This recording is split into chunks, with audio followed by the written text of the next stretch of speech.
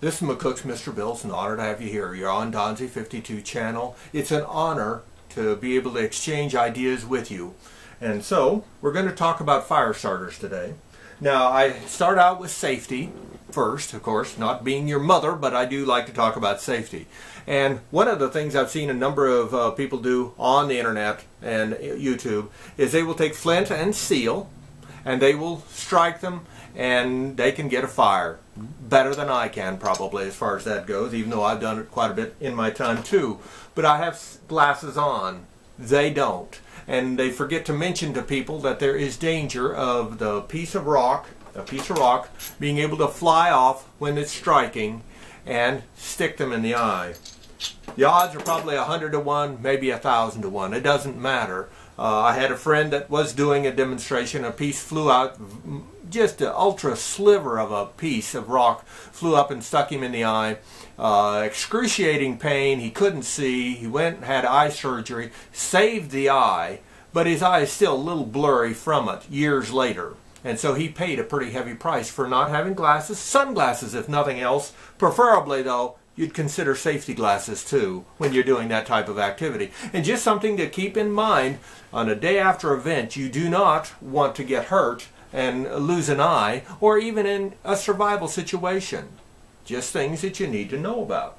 Okay, now, a lot of people will show you the big old cotton ball. And they'll say, that's all you need. Cotton ball, put some Vaseline in it, good old chunk of Vaseline wrapped around it, and it will burn, and it'll be a great fire starter. And they are 100% correct on that. Let me get in here to get to my lighter. And I'll give an example. We could use the other, but we'll do this just to give you a quick example of that burning.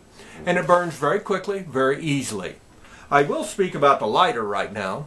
That lighter I bought in 2000. That's a 14-year-old lighter. I said 14 years old, and yet it still lights extremely well, and it's got over half of the liquid still left in it. I don't smoke, so needless to say it sure isn't getting used very often, but it's there. And I have about a half a dozen of them in each vehicle and in the home in different places, including a survival kit, in which I have. Now, one of the things they also kind of forget to tell you about when they're talking about cotton balls and survival, they stick too much. They say too much tunnel vision on just cotton balls or trying to make something.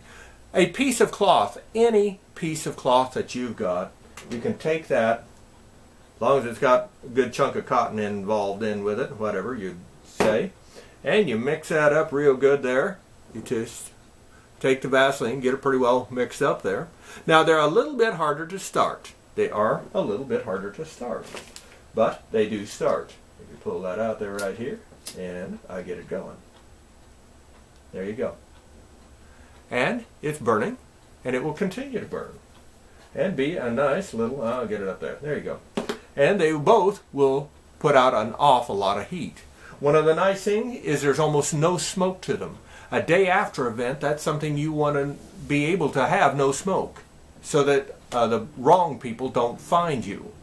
Also, those almost have enough heat by themselves to boil water, and that would mean that you could have safe water to drink. A lot of things to be thinking about when you're doing that, but don't be tunnel vision. Expand yourself every way possible. I use the expensive, the sealed bag type thing. I keep my my Vaseline in a small little plastic screw type container. Works very well. You know about the lighter. Now I'll take the cloth and throw about a half a dozen of them in there, and it's ready to go. Ultra lightweight. You don't even know it's in your pocket, yet it's there if you would need it. And of course, Vaseline is also a good thing to have around. If you get cuts, scratches, you can cover it over real quick, things like that. These are things that I would like you to practice when you have time and are in the mood, and also teach your children. You are the best teacher they'll ever have. The best teacher they'll ever have is their parents and their relatives and their guardians. Teach them the right way and the safe way to handle fire so that they can pass that on down the road. Because, again, with a government that is demanding more and more all the time, many of us are going to have to live on less, and perhaps even into the primitive side down the road as America becomes a third world country. So These are just things that we can do to survive. And that's what I want you to do. Rate this film.